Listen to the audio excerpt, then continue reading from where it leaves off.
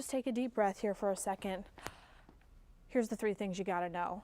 We're getting just one word weather. Tonight, it's going to continue to be gusty.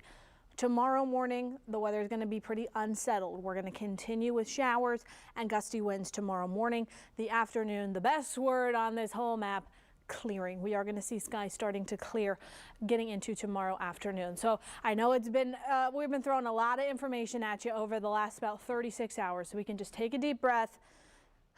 Settle it down to just one word for the next about 24 hours. Gusty, unsettled, clearing. Those are the 3 things that we're going to be paying attention to.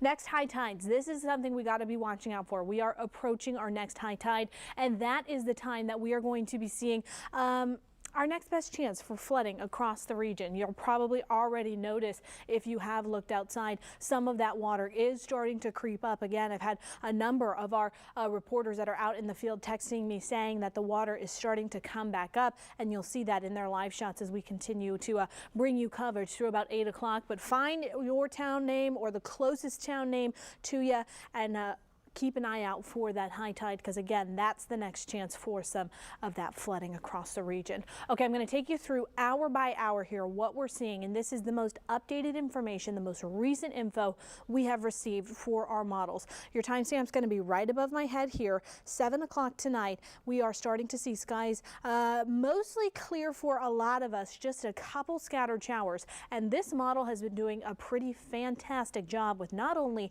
timing and placement, but also intensity of this rainfall. So I am putting a good amount of confidence in what this model is predicting. So scattered showers for tonight, that heavier rainfall that's off the coast we've been telling you about, that is moving off towards our north, which is a great sign. We couldn't see anything better than seeing those pockets of heavy rainfall, of strong storms moving away from the first coast. They are moving closer to the Savannah region. So if you are having any travel plans up that way, be aware you're going to be dealing with that.